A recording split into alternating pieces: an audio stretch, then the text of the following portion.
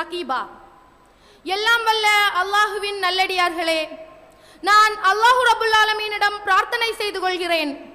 அல்லாஹு ரப்புல் ஆலமீன் இந்த இடத்திலே எப்படி உங்களையும் என்னையும் ஒன்று கூட்டினானோ அதுபோன்று அவனுடைய ஆற்றலால் அருளால் ஜன்னத்துல் ஃபிர்தௌஸிலே, அதிலும் குறிப்பாக அல்லாஹுடைய தூதர் முஹம்மது நபி ஸல்லல்லாஹு அலைஹி வஸல்லம் அவர்களுடனும் அவர்களை அப்படியே அச்சு பிசகாமல் பின்பற்றி வாழ்ந்த சத்திய சஹாபாக்களுடனும் உங்களையும் என்னையும் ஒன்று கூட்டுவானாக என்று பிரார்த்தித்தவளாக எனது உரையை நாம் ஆரம்பம் செய்கிறேன். நாம் வாழுகின்ற இந்த இந்தியாவை பொறுத்தவரை எத்தனையோ ஜாதி மத இன மக்கள் பன்முகத்தன்மையோடு வாழுகின்ற நாடு. சமய சார்பற்ற இந்த நாட்டிலே வாழும் ஒவ்வொருவருக்கும் அவர்கள் பின்பற்றுகின்ற மத கொள்கையின் அடிப்படையிலே, அவர்கள் பின்பற்றுகின்ற சமூக உரிமையின் அடிப்படையிலே அவர்களுக்கென சில சிறப்பு உரிமைகளையும் சலுகைகளையும் அரசியல் சாசனம் வழங்கியுள்ளது. ஆனால் தற்பொழுதைய அரசு தனியார் சட்டத்தை நீக்கிவிட்டு அனைவருக்கும் ஒரே பொதுவான சிவில் சட்டம் கொண்டு வர வேண்டும் என்று துடியாய் துடிதுடிக்கிறது. பொது சிவில் சட்டம் கொண்டு வர நினைப்பவர்கள் கூறுகின்ற காரணம், தனியார் சட்டங்களை நீக்கிவிட்டு அனைவருக்கும் பொதுவான சிவில் சட்டம் கொண்டு வர வேண்டும் என்று அரசியல் சாசனத்திலேயே கூறப்பட்டுள்ளது. அதனால் தான் நாங்கள் அதை கொண்டு வர முயற்சி செய்கிறோம் என்று கூறுகிறார்கள். அதனை விளக்குவதற்காகத்தான், அந்த தலைப்பை விளக்குவதற்காக எனக்கு இங்கு அரசியல் சாசனமும் பொது சிவில் சட்டமும் என்ற தலைப்பு கொடுக்கப்பட்டுள்ளது. அரசியலமைப்பு சட்டம் 44வது விதி அனைவருக்கும் பொதுவான சிவில் சட்டம் கொண்டு வர வேண்டும் என்று கூறுவது உண்மைதான். ஆனால் அது எந்த தலைப்பின் கீழ் இடம்பெற்றுள்ளது என்பதை பார்ப்போம். அரசியலமைப்பு சாசனத்தை பொறுத்தவரை எல்லைகள், குடியுரிமைகள், பொதுவானவை, அடிப்படை கடமைகள், கொள்கை விளக்கம் என பல பிரிவுகள் உள்ளன. இதிலே கொள்கை விளக்கம் எனும் தலைப்பின் கீழ் 36 முதல் 51 முடிய வரை உள்ள பிரிவுகள் உள்ளது. இதிலே 44வது பிரிவுதான் அனைவருக்கும் பொதுவான ஒரே சிவில் சட்டம் கொண்டு வர வேண்டும் என்று கூறுகிறது. ஆனால் இந்த பகுதியில் உள்ளவற்றை எந்த நீதிமன்றத்தின் மூலம் வலியுறுத்த முடியாது. இதனை செயல்படுத்துமாறு எந்த அரசுக்கும் அவசியமில்லை.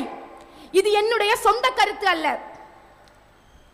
கொள்கை விளக்கம் பகுதியில் உள்ள 37வது பிரிவு கூறுகிறது, இந்த பகுதியில் விதிக்கப்பட்டுள்ளவற்றை எந்த நீதிமன்றத்தின் மூலமும் செயல்படுத்த முடியாது.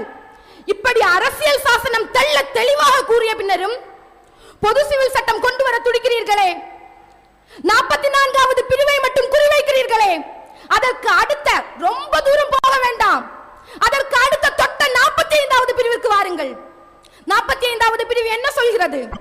அந்த இந்தியாவிலே கல்வி அறிவில் பின்தங்கிய சமூகமாக 45 முதலில் அறிமுகப்படுத்துங்கள். அதுக்கு பிறகு 45க்கு வரலாம். அதற்கு அடுத்து 47வது பிரிவு என்ன சொல்கிறது? இந்திய குடிமகன் மீது அக்கறையுள்ள ஒரு அரசு செய்ய வேண்டிய ஒரு மிக முக்கியமான விஷயம் பிரிவு 47. குடிமகன் என்று சொன்னதுமே உங்களுக்கு புரிந்திருக்கும் பிரிவு 47 எதை பற்றி பேசுகிறது என்று. பிரிவு 47 எதை பற்றி பேசுகிறது தெரியுமா? மது, போதை மற்றும் நச்சு பொருட்களை தடை செய்ய வேண்டும். என்னது? மது, போதை, நச்சு பொருட்கள். இதில் முதல் விஷயம் மதுவை எடுத்துக் கொள்ளுங்கள். மதுவினால் ஏற்படும் கொடுமைகள் தினம் தினம் செய்தித்தாளை புரட்டினாலே உங்களுக்கு தெரியும். குடிப்பதற்காக பணம் கேட்டு கொலை செய்யும் அளவிற்கு துணிந்து விட்ட கொடூரம். இதிலே குடிகாரிகளும் குழந்தைகளும் கூட இருக்கிறார்கள். சில நாட்களுக்கு முன்னால வாட்ஸ்அப்ல ஒரே ஷேரிங், சொந்த தாய் மாமனை குழந்தைக்கு ஊட்டிவிட்ட விபரீதம். குடிக்க மறுத்ததற்காக கணவனையே கொஞ்ச மனைவி. அன்பிற்கும் பாசத்திற்கும் ஒழுக்கத்திற்கும் பெயர் போன பெண் ரோட்டிலே குடித்து விட்டு கிடக்கிறாள், குழந்தையினுடைய கதறலுக்கு கூட பதில் சொல்ல முடியாமல். இத்துணை கொடுமைகள் இருக்கின்றன. அந்த குடியை ஒழிப்பதற்கு இதுவரை நேரமில்லை.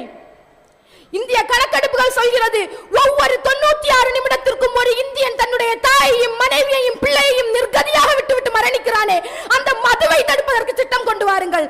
திராணி இருந்தால் அந்த மதுவை தடுங்கள், நெஞ்சுரம் இருந்தால் அந்த மதுவை தடுங்கள். போதை பொருட்கள், சிறுவரில் இருந்து பெரியவர் வரை இன்றைக்கு போதை பொருளினால் எத்தனை பிரச்சனைகள். சிறுவர்களை சீரழிக்கும் கஞ்சா சாக்லேட்டுகள், கஞ்சா பிஸ்கட்டுகள் படிக்கும் பள்ளிகளுக்கு அருகிலே விற்பனை செய்யப்படுகின்றன. இதை தடுத்தீர்களா? சில நாட்களுக்கு முன்னால் செய்தித்தாள்களிலே வந்த செய்தி, போதை அளவுக்கு அதிகமான போதையை உட்கொண்டு விட்டு ஒரு உதவி ஆய்வாளர் மற்றும் காவல்துறை சார்ந்த ஒருவர் மகளிர் விடுதிக்குள்ளே சென்று அங்குள்ள பெண்களிடம் தவறாக நடந்து கொண்டாராம், தவறான வார்த்தை பேசுகிறாராம். இதில் கவனிக்கப்பட வேண்டிய விஷயம் என்றால், இந்த போதையை தடுக்க வேண்டிய ஒரு காவலாளியே அந்த போதையினால் அகப்பட்டு பெண்களுடைய வாழ்க்கையை சீரழிக்கிறானே. இந்த போதையை தடுக்க சட்டம் கொண்டு வந்தீர்களா? அடுத்து நச்சு பொருட்கள். இந்த நச்சு பொருட்களால் இன்று நாடே நாராய் கிடக்கிறதே, இதை கவனித்தீர்களா?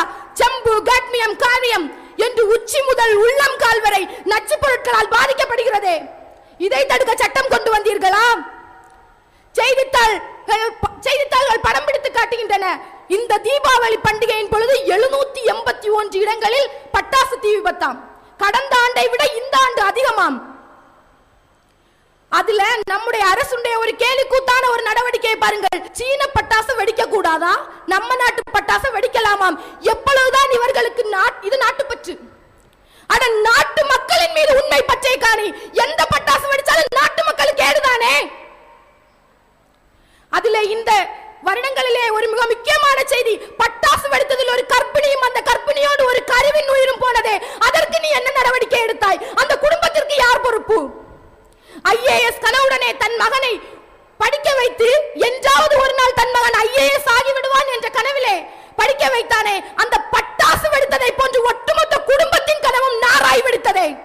இதற்கு நீ என்ன பதில் சொல்ல போகிறாய்? இப்படி தடுக்க வேண்டிய விஷயங்கள் எத்தனையோ இருக்கிறது. இந்த நச்சு பொருட்களால் நீரும் நிலமும் அதை கரைக்கிறோம் இதை கரைக்கிறோம் என்ற பெயரில் நீரும் நிலமும் காற்றும், ஏன் உண்ணக்கூடிய உணவும் கூட நஞ்சாய் மாறி நஞ்சு வாழ்க்கை வாழ்ந்து கொண்டிருக்கிறோமே. இதை தடுக்க என்ன சட்டம் கொண்டு வந்தாய்?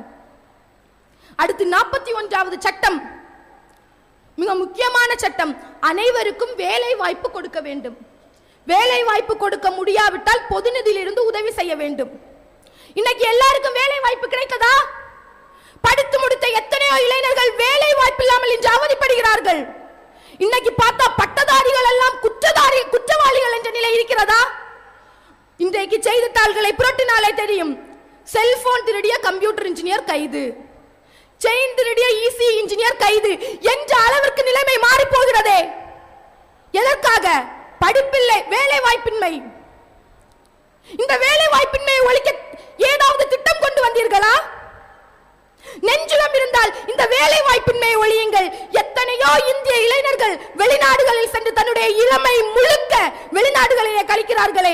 தாயை கவனிக்க முடியாமல், மகளை கவனிக்க முடியாமல், மகனை கவனிக்க முடியாமல், ஏன் கட்டிய மனைவியை கூட கவனிக்க முடியாமல் வெளிநாடுகளிலே தன்னுடைய இளமை முழுக்க கழித்துவிட்டு ஏதாவது ஒரு நோயுடன் வந்து படுக்கையில் விழுகிறானே, அதை ஒழிக்க அனைவருக்கும் வேலை வாய்ப்பு கொடுங்கள். உங்களுக்கு பிரிவு 45 வேண்டாம், 47 வேண்டாம், 41 வேண்டாம், 44 மட்டும் கேட்கிறதா? எதற்காக? எங்களுடைய குரல் வலைகளை நசுக்குவதற்காகவா? பொது சிவில் சட்டம் இது நாட்டுடைய ஒற்றுமைக்கு ஆப்பாக அமையும் என்று தெரிந்த பின்னரும் 44 கொண்டு வர துடிக்கிறீர்களே. இதில் ஒரு மத்திய அமைச்சருடைய ஒரு வாக்கு, முத்தலாக்கை ஒழித்து பொது சிவில் சட்டம் கொண்டு வருவதற்கு இதுதான் சரியான தருணமாம். இந்த முத்தலாக் விஷயத்திற்கு மத சாயம் பூசக்கூடாதாம். அட, நான் கேட்கிறேன், மதுவை ஒழிப்பதற்கு இது சரியான தருணம் இல்லையா? மதுவினால் அனைவரும் ஆஹா ஓஹோ என்று வாழ்ந்து கொண்டிருக்கிறான். அனைவரும் செத்துத்தானே மடிகிறான். அனைவருக்கும் கல்வி கொடுக்க வேண்டிய சரியான தருணம் இல்லையா இது? அனைவருக்கும் வேலை வாய்ப்பு கொடுக்க வேண்டிய சரியான தருணம் இல்லையா இது? அனைத்தையும் விட்டுவிட்டு உனக்கு பொது சிவில் சட்டம் கொண்டு வர சரியான தருணமா? சரி, நீ பொது சிவில் சட்டம் கொண்டு வரையோ வரமாட்டியோ அது அடுத்த பஞ்சாயத்து. நாட்டில் பொதுவில் வைக்க வேண்டிய எத்தனை சட்டங்கள் உள்ளன, அதை நீ பொதுவில் வைத்தாயா? பொதுவில் வைக்க உனக்கு திராணி இருக்கிறதா? குஜராத் மற்றும் பீகாரில் மது அருந்தினால் தண்டனை. ஆனால் சில மாநிலங்களில் மதுவை அரசாங்கமே அனுமதித்து மதுவினாலே வாழ்கிறது என்ற நிலைமை. இந்த மது தடை செய்யப்பட்ட மாநிலத்தில் கூட பெர்மிட் வாங்கி கொடுத்தால் தண்டனை இல்லையா, பெர்மிட் இல்லாமல் கொடுத்தால் தண்டனையாம். மது அனுமதிக்கப்படாத மாநிலத்தில் நட்சத்திர ஹோட்டலில் கொடுத்தால் தண்டனை இல்லை, சாதாரண ஹோட்டலில் கொடுத்தால் தண்டனையாம். என்ன ஒரு கரிசனையான அரசு! நான் கேட்கிறேன், ஏன் குஜராத்காரனும் பீகார்காரனும் மட்டும் தான் மதுவில் இருந்து விலக்கு பெற வேண்டுமா? மற்ற மாநிலக்காரன் எல்லாம் மது கொடுத்தே சாக வேண்டுமா? பதில் சொல்லுங்கள். தடுக்க வேண்டும் என்ற திராணி இருந்தால் இந்த மதுவை அனைத்து மாநிலங்களிலும் பூரண மது விலக்கு கொண்டு வாருங்கள். ஹெல்மெட், ஒரு மாநிலத்தில் ஹெல்மெட் அணிவது ஒரு மாநிலத்தில் ஹெல்மெட் அணிந்தா பிரச்சனை இல்லை, இன்னொரு மாநிலத்தில் ஹெல்மெட் அணியாட்டாலும் பிரச்சனை இல்லை. ஆனா நம்முடைய தமிழ்நாட்டை பொறுத்தது மாதிரி கிளைமேட் சேஞ்ச் ஆகுறது மாதிரி தான் ஹெல்மெட் சேஞ்சும். திடீர்னு சட்டம் கொண்டு வருவாங்க, கண்டிப்பா ஹெல்மெட் போடணும்னு. அடுத்த சில நேரங்கள் அப்படியே ஓஞ்சு போயிடும். இந்த மாதிரி தண்டனை இருக்கிறதே, சில மாநில மக்களின் மீதுள்ள உயிரின் மீதுள்ள கரிசனை அனைத்து மாநில மக்களின் மீது உனக்கு இருக்கவில்லையா? அடுத்து எடுக்க போனா லாட்டரி டிக்கெட். லாட்டரி டிக்கெட்னால் நடக்கும் கொடுமைகள் எல்லாருக்குமே தெரியும். சூதாட்டம், மோசடி, ஏமாற்று இவற்றின் மொத்த உருவம் லாட்டரி டிக்கெட்டுகள். அந்த லாட்டரி டிக்கெட்டுகள் தமிழ்நாட்டில் அனுமதி இல்லை. ஆனால் நம்முடைய தமிழ்நாட்டிற்கு அண்டை மாநிலம் கேரளாவில் அனுமதி. அட நான் கேட்கிறேன், இந்த விஷயத்தில் கேரளா நாட்டுக்காரன் சுரண்டப்பட வேண்டுமா? உனக்கு தடுக்க வேண்டும் என்ற சட்டம் இருந்தால், தடுக்க வேண்டும் என்ற திராணி இருந்தால் லாட்டரி டிக்கெட் அனைவருக்கும் ஒழித்து கட்டு. முடியுமா உன்னால? விபச்சாரமும் சூதாட்டமும் நைட் கிளப்பும் ஆடை அவிழ்ப்பு நடனங்களும் சில மாநிலங்களில் தடை. ஆனால் சில மாநிலங்களில் அரசே அனுமதி கொடுத்து எந்த நோய் வந்தாலும் நீ கெட்டு குட்டிச்சோரா போ என்று அனுமதி அளிக்கிறதே. இதை தடுக்க முடிவு கொண்டு வந்தீர்களா?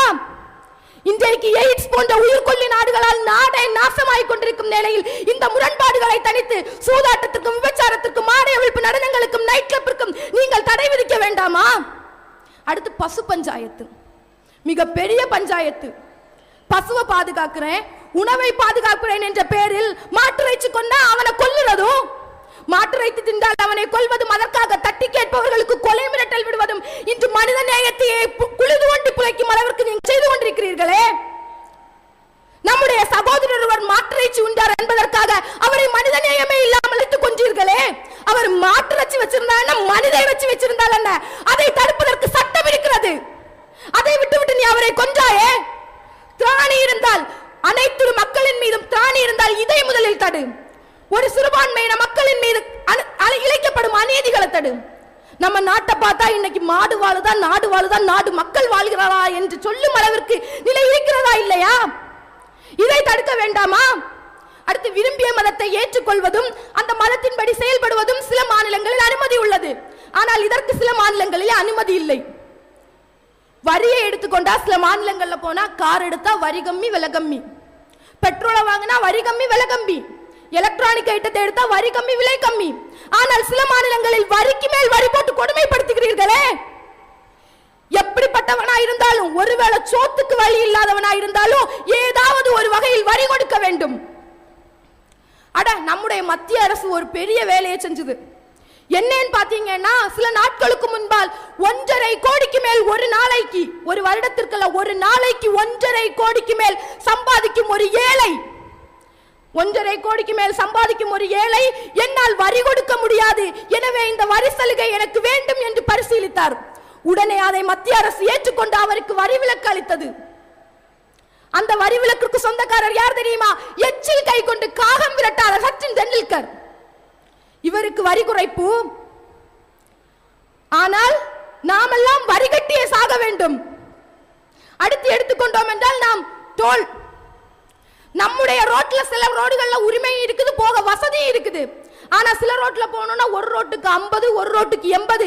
எதற்காக வரி கட்டுகிறோம் என்ற காரணமும் இல்லை, அதற்கான ஒரு கால வரையறையும் இல்லை. தடுக்கணும்னு சொன்னா முதல்ல இதை தடு. சட்டம் ஏற்ற வேண்டும் என்ற திராணி இருந்தால் முதலில் இதை தடு. ஏனெனில் இதனால் ஏற்படும் மொத்த பின்னடைவு நாட்டிற்கே ஏற்படும் பின்னடைவு. இது நாட்டு மக்களின் உயிரோடும் ஒழுக்கத்தோடும் உடைமையோடும் சம்பந்தப்பட்டது. ஆனால் இதையெல்லாம் விட்டுவிட்டு என் மதம் சொன்னபடி நான் திருமணம் செய்தால் உனக்கு என்ன? என் மதம் சொன்னபடி எனக்கு விருப்பப்பட்ட நேரத்தில் விவாகரத்து செய்து கொள்ள தடுப்பதற்கு நீ யார்? என்னுடைய சொத்தை என்னுடைய பிள்ளைகளுக்கும் என்னுடைய தந்தைக்கும் என் மதம் சொன்னபடி நான் பிரித்துக் கொடுப்பதை தடுப்பதற்கு உனக்கு என்ன உரிமை இருக்கிறது? இதையெல்லாம் விட்டுருங்க. நாட்டில் புதுசா பொது சிவில் சட்டம் கொண்டு வருவது ஒருபுறம் இருக்கட்டும். நாட்டில் ஏற்கனவே பல சட்டங்கள் இருக்கு, அதை செயல்முறைப்படுத்தினீங்களா? கேட்கிறோம். தீண்டாமை இன்றைக்கு எத்தனையோ பேர் மனிதர்களாக கூட மதிக்கப்படாத நிலைமை இந்தியாவில் இருக்கிறதா இல்லையா? நாயை விட கேவலம் இந்த 21ஆம் நூற்றாண்டில் கூட மனித அங்கீகாரம் வழங்கப்படாத எத்தனையோ தலித் சகோதரர்கள் இருக்கிறார்கள். நாம் உயர் ஜாதியினர் நீர் குடித்த கூளையில் அவர்களுக்கு நீர் குடிக்க அனுமதி இல்லை. உயர் ஜாதியினர் உண்ட பாத்திரத்தில் அவர்களுக்கு சாப்பிட அனுமதி இல்லை. அவர்களுக்கு கோயிலுக்கு வர அனுமதி இல்லை, தேரிலுக்கு அனுமதி இல்லை, மண்டலப்படி கொடுக்க அனுமதி இல்லை. ஒரு நாயை கொன்னா கூட இன்னைக்கு ப்ளூ கிராஸ் ரெட் கிராஸ் வாரா. ஆனா தலித்தை கொள்கிறாயே, நாயை விட கேவலமாக கொள்கிறாயே. இதை தடுக்க நீ சட்டம் கொண்டு வந்தாயா? அட சில நாட்களுக்கு முன்னால ஒரு தலித் சகோதரனை அம்பேத்கரோட ரிங்டோன் அவனுடைய செல்போன்ல இருந்ததாம். அதற்காக கொன்றீர்களே. நீங்கள் நாட்டு மக்களுடைய மொத்த வரி பணத்தையும் வீணடித்து விட்டு சட்டமன்றங்களிலே ஆபாச படங்களையும் தேவையில்லாத படங்களையும் பார்த்துக் கொண்டிருக்கிறீர்களே. இதை தடுக்க என்ன சட்டம் கொண்டு வந்தீர்கள்? ஏதாவது சட்டம் கொண்டு வந்தீர்களா? இல்லை, இதுவரைக்கும் இல்லை. சில நாட்களுக்கு முன்பே நெஞ்சை உருக்கிய ஒரு சம்பவம். ஒரு இந்து சகோதரர் தான், ஆனால் அவர் பழங்குடியினர் என்பதற்காக இறந்த தன்னுடைய மனைவியை 12 கிலோமீட்டர் தூரம் தோளிலே சுமந்து வந்தார். 2 கால் மனித விலங்குகள் வேடிக்கை தான் பார்த்தன, சுற்றி சுற்றி புகைப்படம் தான் எடுத்தன. அதை விட்டு தடுக்க ஏதாவது சட்டம் கொண்டு வந்தீர்களா?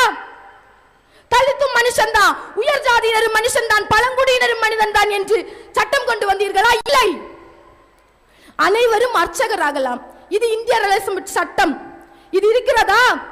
அனைவரும் அர்ச்சகராகக்கூடிய உரிமை இங்கு இருக்கிறதா? இதுவரைக்கும் பிராமணன் கோயிலில் அர்ச்சனை செய்த அந்த விபூதியை, பிரசாதத்தை அவர்களுக்கு கொடுப்பான். நான் கேட்கிறேன், உங்களுக்கு திராணி இருந்தால் ஒரு தலித்தை அர்ச்சனை செய்த அதை விபூதியாக பிராமணர்கள் ஏற்றுக்கொள்ள தயாரா? நெஞ்சிடம் இருந்தா இந்த சட்டத்தை கொண்டு வாடா. இதை விட்டு விட்டு பொது சிவில் சட்டம் கேட்கிறதா? தலித்துகளுடைய வழிபாட்டு உரிமைக்கு விடிவும் இல்லை முடிவும் என்ற நிலைமைக்கு தலித்துகளுடைய வழிபாட்டு வாசல்களை எல்லாம் மூடி வைத்திருக்கிறீர்களே, சட்டம் கொண்டு வாருங்கள். முடியாது. அடுத்து பார்த்தீர்கள் என்றால் லஞ்சம், ஊழல். இன்றைக்கு லஞ்சம், ஊழல், லஞ்சம் வாங்குவதும் கொடுப்பதும் தண்டனைக்குரிய குற்றம். இன்னைக்கு லஞ்சத்தை பொறுத்தவரை ஒரு அடிமட்ட அரசியல்வாதியிலிருந்து ஒட்டுமொத்த மேம்பட்ட அரசியல்வாதி வரை லஞ்சத்தினாலே வாழ்கிறானே. ஹெல்மெட் இல்லையா? கைமடக்கு. லைசன்ஸ் இல்லையா? கைமடக்கு. அட பர்த் சர்டிபிகேட் இல்லையா? கைமடக்கு. சட்டத்தில் ஓட்டை இருந்தா பிரச்சனை இல்லை. இன்னைக்கு நம்முடைய இந்திய அரசு சட்டத்தில் ஓட்டையே சட்டமாக இருக்கிறது. இதை தடுக்க நீ ஏதாவது சட்டம் கொண்டு வந்தாயா? பிறப்பு சான்றிதழில் இருந்து இறப்பு சான்றிதழ் வரை லஞ்சத்திலே ஓடுகிறது. அட நான் கேட்கிறேன், சில நாட்களுக்கு முன்பாக ஒரு 12 அல்லது 13 வயது பையன் நாட்டினுடைய முக்கிய சேவை மட்டுமல்ல தேவை, அந்த மருத்துவ உதவி பெறுவதற்காக வந்தானே, அவனிடம் பணம் இல்லை என்பதற்காக அவனுடைய மருத்துவ உதவியை புறக்கணித்து இறந்தானே. இந்த அளவிற்கு பணப்பித்து பிடித்து நடக்கிறீர்களே. அட, இந்திய நிதியமைச்சகத்தால் தேடப்படும் குற்றவாளி லலித் மோடி எங்கே? அவனை பிடித்தீர்களா? அவனுக்கு ஏதாவது சட்டம் எடுத்தீர்களா? வெளிநாடு தப்பி செல்ல மட்டும் வழிவகை செய்தீர்கள். இதுல பெரிய ஒரு கோமாளித்தனம் என்னவென்றால், நம்முடைய நாட்டிலே சில நாட்களுக்கு முன்பாக பல கோடி ரூபாய் கடன் வாங்கி ஒரு ஆள் வெளிநாடு சென்றார். அவருக்கு வெளிநாடு செல்ல எல்லா வழிவகைகளையும் செய்துவிட்டு கடைசியில் அவருக்கு கொடுத்த மிகப்பெரிய தண்டனை என்னவென்றால் அவருடைய ரேஷன் கார்டை ரத்து பண்ணிட்டாங்களாமா. யார்? ஒரு கிரிக்கெட் டீமையே விலைக்கு வாங்கி வைத்திருந்த விஜயம் அல்லையா, அவர் இதுவரை அந்த ரேஷன் கார்டு அரிசியில சாப்பிட்டாரா? இதுல கஞ்சி குடிச்சாரா? இதுதான் உங்களுடைய நீதியுடைய லட்சணமா? குற்றத்தை நிரூபித்து விட்டு தண்டனை கொடுக்க வேண்டும். அப்சல் குரு வழக்கில் நீங்கள் அப்படி செய்தீர்களா? அவரை பற்றிய ஒரு விஷயமே, அவர் குற்றம் நிரூபிக்கப்படாத ஒருவராகத்தான் இருந்தார். ஆனால் இந்திய தேசத்தினுடைய கூட்டு மனசாட்சி பாதிக்கப்படுகிறது. இதுலதான் மனசாட்சியா? அவருக்கு தூக்கு தண்டனை அளித்தீர்களே. இந்தியாவில் இதுவரை 3 கோடி வழக்குகள் விசாரிக்கப்படாமல் இருக்கிறதே, இதை தடுக்க சட்டம் கொண்டு வந்தீர்களா? பாபர் மஸ்ஜித் பட்டய மற்றும் தீர்ப்பாயத்தின் அடிப்படையிலே ஒரு சட்டம் சொல்ல வேண்டும், நிலம் யாருடையது என்று சட்டம் சொல்ல வேண்டும். ஆனால் பாபர் மஸ்ஜித் வழக்கில் இடிச்சவனுக்கு 2 பங்கு, இழந்தவனுக்கு 1 பங்கு. இதுல மிகப்பெரிய கேவலத்திலும் கேவலம் என்றால், இந்த ஜனநாயக நாட்டிலே நன்கு பயிற்சி பெற்ற வீரர்களால் கைகளாலே இடிக்கப்பட்ட இந்த பாபர் மஸ்ஜித், இந்த பாபர் மஸ்ஜித் இடித்த சில நிமிடங்களே நம் நாட்டு பிரதமரை காணும். ஏதோ குண்டூசி தேடுறது மாதிரி பிரதமரை தேடுகிறார்கள். அந்த அளவு பாபர் மஸ்ஜித் விவகாரத்திலே ஒரு நிலைப்பட்சமாக நடந்து கொண்டீர்களே, இதை தடுக்க சட்டம் கொண்டு வந்தீர்களா? ஒட்டகம், விலங்குகளை அறுப்பது மத விவகாரங்களுக்கு பொருந்தாது. ஆனா ஒட்டகம் அறுக்கக்கூடிய விஷயத்திலே நீங்கள் அப்படி செய்தீர்களா?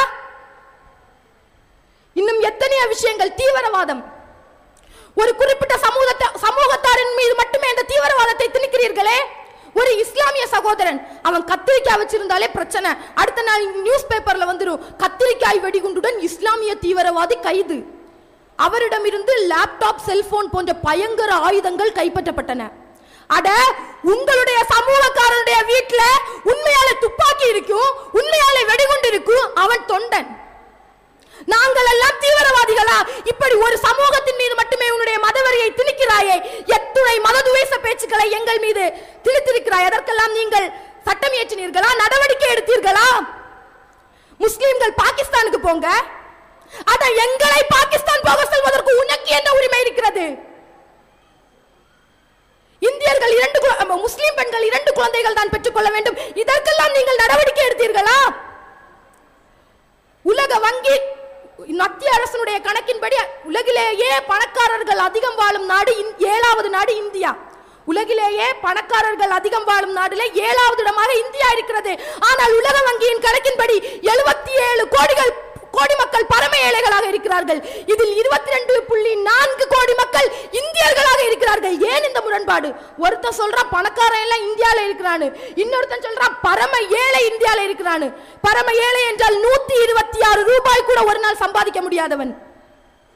ஏன் இந்த ஏழை பணக்காரன்? நான் சொல்கிறேன், இதற்கான தீர்வு என்னவென்றால் பணக்காரன் பணக்காரனாகவே போய் கொண்டிருக்கிறான், ஏழை ஏழையாகவே பிறந்து ஏழையாகவே மரணிக்கிறான். இந்த ஏழை பணக்காரன் முறையை ஒழிக்க ஏதாவது சட்டம் கொண்டு வந்தீர்களா?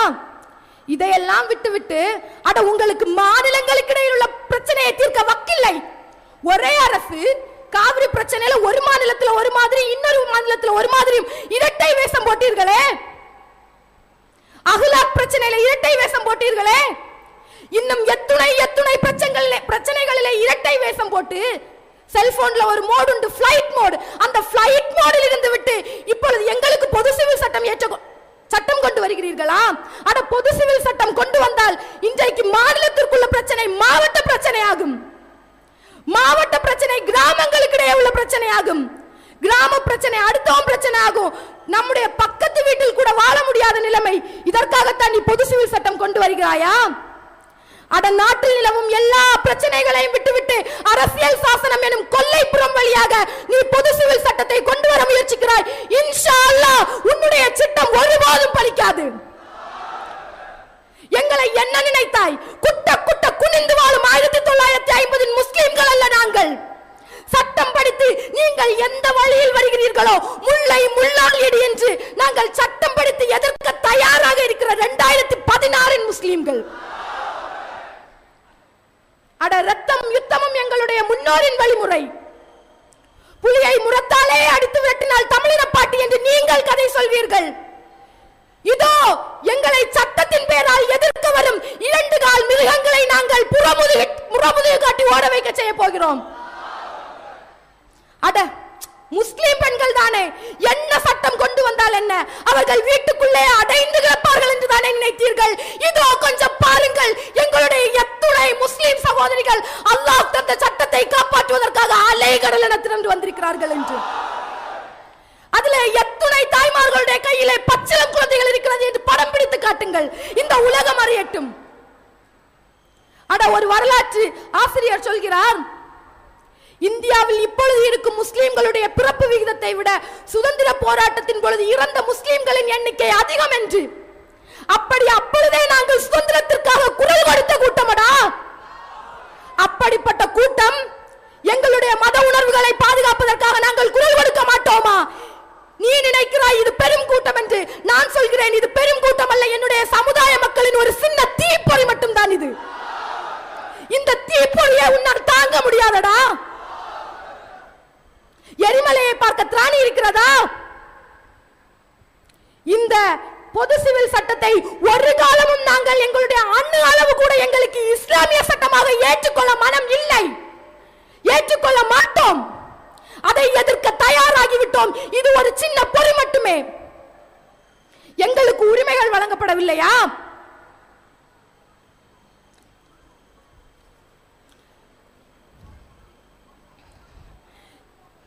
எங்களுக்கு உரிமைகள் வழங்கப்படவில்லையா?